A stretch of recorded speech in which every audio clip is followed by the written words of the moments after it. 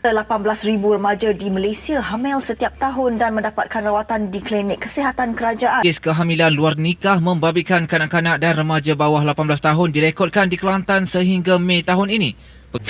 Remaja hamil luar nikah dengan perkembangan zaman dan pergaulan bebas anak muda sekarang, ia menuntut masyarakat untuk peka dengan isu yang disifatkan semakin membimbangkan ini. Daripada jumlah itu, 25% atau kira-kira 4,500 kes hasil membabitkan remaja yang hamil luar nikah. Tajuk yang berkaitan dengan remaja lahir luar nikah dan membawa kepada tajuk saya pada hari ini iaitu remaja lahir luar nikah. So, untuk definition atau pengenalan, remaja lahir luar nikah merujuk kepada situasi di mana seorang remaja yang belum bernikah mengalami kehamilan. Dalam konteks ini, luar nikah bererti bahawa kehamilan tersebut terjadi tanpa adanya ikatan pernikahan formal antara orang tua bayi yang akan lahir. Kondisi ini seringkali mencipta berbagai tantangan sosial, emosional dan ekonomi bagi remaja dan lingkungannya. Hal ini juga dapat melibatkan pertimbangan etika dan nilai-nilai sosial terkait dengan norma dan harapan masyarakat terkait kepada hubungan seksual dan hamil di luar pernikahan. Seterusnya, kita pergi kepada konsep isu. Isu yang saya keluarkan kali ini dipetik daripada Malaysia Metro yang dikeluarkan pada 14 hari bulan Jun 2023 iaitu tahun ini, dan tajuknya adalah ada kes ke remaja hamil luar nikah dirahsiakan /JKM. So, boleh nampak yang petikan ini diambil daripada dikeluarkan daripada hasil daripada JKM, dan berikut merupakan link untuk isu.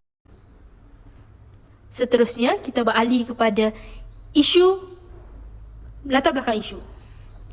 Menurut artikel yang dikeluarkan oleh Malaysia Metro, Said menyatakan bahawa kebanyakan mangsa kes sosial dikenali sebagai pelaku, terutamanya bapa kandung, diikuti oleh bapa tiri dan abang kandung. Hal ini menyumbang kepada kejadian sumbang mahram. Menurutnya, penggunaan gadget yang meluas dan kurangnya pemantauan keluarga menjadi faktor isu kehamilan luar nikah. Beliau juga menyatakan risiko yang dihadapi oleh kanak-kanak akibat akses mudah ke dalam aplikasi dan platform tidak bermoral, dan beliau juga mengatakan memberi penekanan tentang kerjasama dengan agensi seperti sekolah, jabatan kesihatan dan polis untuk memberi pendedahan awal kepada kanak-kanak. Ibu bapa juga dinasihatkan untuk membuat laporan sekiranya anak itu menjadi mangsa jenayah seksual.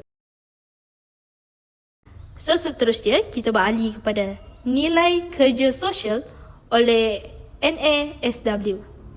So, konsep yang boleh kita keluarkan yang pertama ialah kebebasan dan keadilan sosial. NASW menekankan kepentingan kebebasan dan keadilan sosial bagi semua individu. Sebagai contoh, pekerja sosial melibatkan diri dalam advokasi untuk remaja hamil luar nikah agar mereka memiliki akses yang setara terhadap sumber daya dan dukungan yang diperlukan. Yang kedua, konsep nilai kerja sosial oleh NASW ialah hak asasi manusia. NASW memandang setiap individu mempunyai hak asasi yang harus dihormati dan dilindungi.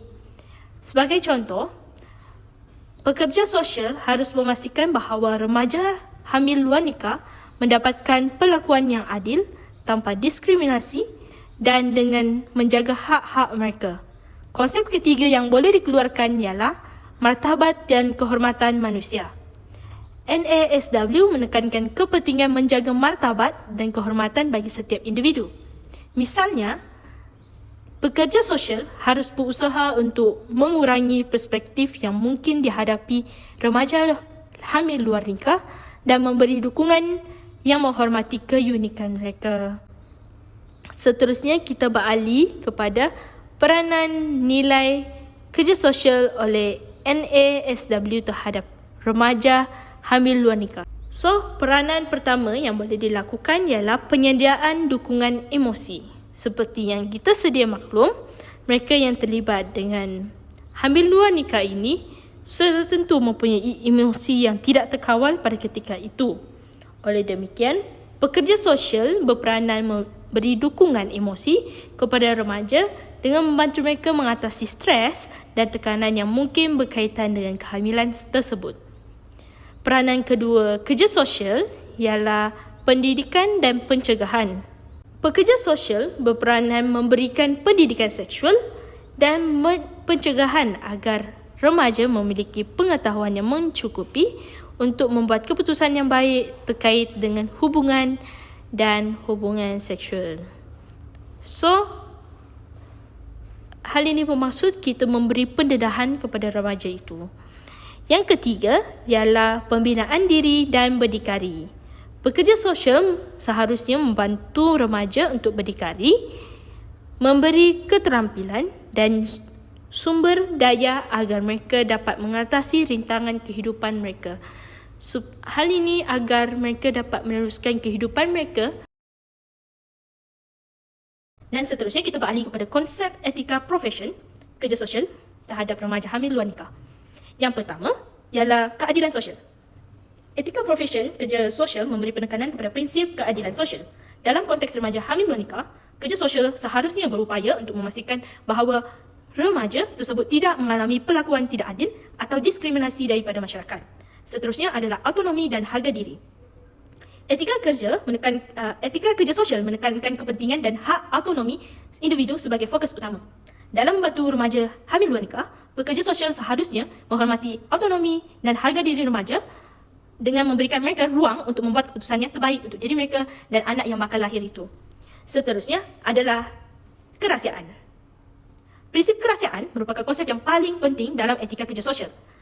Pekerja sosial sepatutnya menjaga kerahsiaan informasi pribadi remaja hamil itu kecuali apabila situasi di mana ada ancaman terhadap keselamatan atau kesejahteraan remaja itu atau orang lain. Seterusnya kita beralih kepada peranan etika profesion. So, peranan yang pertama ialah pemahaman dan penilaian sosial. Pekerja sosial menggunakan etika profesion untuk melakukan pemahaman dan penilaian terhadap situasi remaja hamil dengan mengenal pasti faktor-faktor risiko dan peluang serta merancang invensi yang sesuai. So, peranan yang kedua kerja sosial ialah bimbingan dan kaunseling. Dengan mematuhi prinsip etika, pekerja sosial memberikan bimbingan dan kaunseling kepada remaja hamil dan membantu mereka menambah ilmu pengetahuan serta mengambil keputusan yang sesuai dengan nilai dan keperluan mereka. Peranan etika profesion kerja sosial yang ketiga ialah pengembangan program dan pendidikan.